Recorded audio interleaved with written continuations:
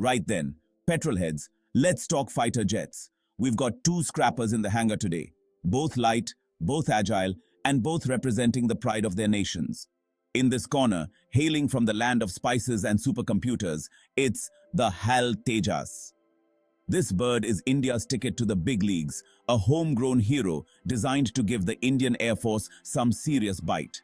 And across the tarmac, basking in the sun-drenched glory of South Africa, we have the Atlas Cheetah. These aren't your big lumbering bombers, oh no. These are the flyweights, the welterweights of the aerial arena. Quick on their feet, packing a surprising punch, and always up for a good scrap. Who will win in a head-to-head? Well, hold on to your hats, because we're about to dive into the nitty-gritty and see what makes these two fighters tick. The Tejas, or Radiant if you're feeling poetic, is more than just a fighter jet for India. It's a statement.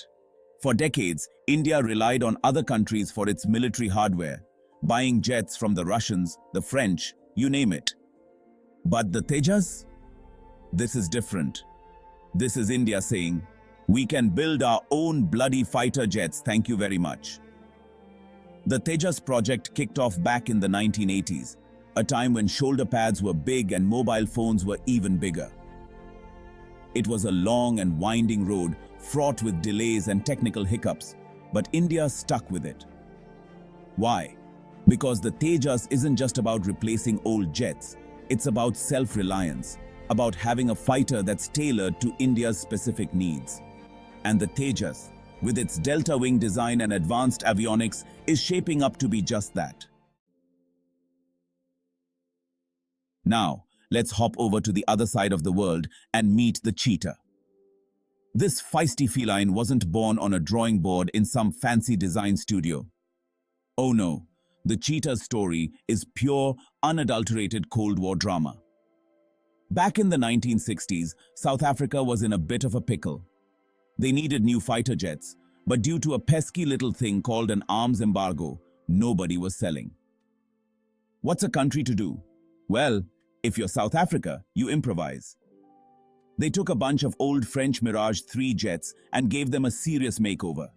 The result was the Atlas Cheetah, a Frankenstein's monster of a jet that combined the airframe of the Mirage with modern avionics and a whole lot of South African ingenuity. Section 4. Tejas Tech Talk, Specs and Capabilities. Alright, let's get down to brass tacks. What can this Indian Eagle actually do? The Tejas is no slouch when it comes to numbers. It can hit speeds of up to Mach 1.8, which is about 1,370 miles per hour for you landlubbers. It can climb to altitudes of over 50,000 feet, which is roughly the cruising altitude of a Boeing 777. Powering this beast is a single General Electric F404 afterburning turbofan engine. And when it comes to range, the Tejas can cover about 1,850 miles on a single tank. It's equipped with a state-of-the-art digital fly-by-wire system, making it more responsive and agile in the air.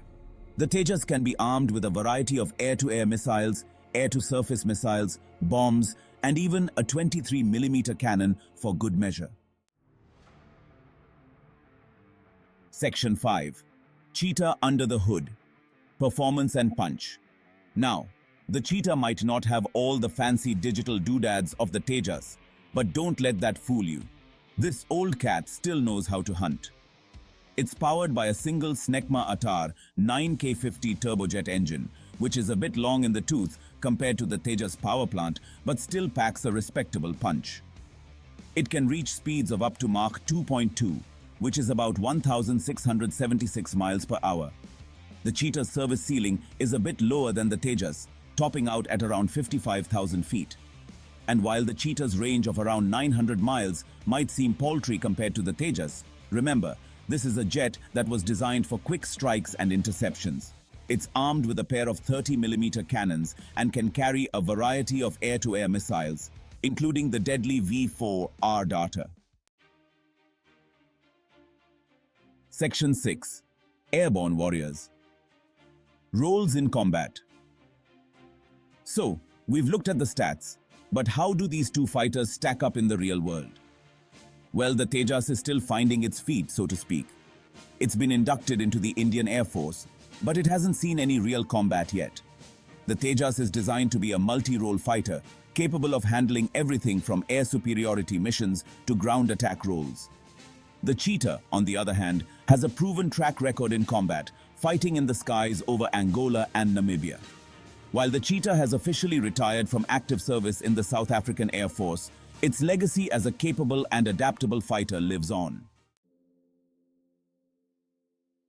Section 7. Supersonic Significance, Legacy and the Future. So, there you have it, folks. The HAL Tejas and the Atlas Cheetah. Two very different jets, each representing a significant achievement for their respective countries. The Tejas is a symbol of India's growing technological prowess, a homegrown champion that's poised to play a major role in the Indian Air Force for decades to come. The Cheetah is a testament to South African ingenuity and determination, a fighter that punched above its weight. They represent the ambition and determination of two nations to chart their own course, to build their own destinies, one supersonic flight at a time.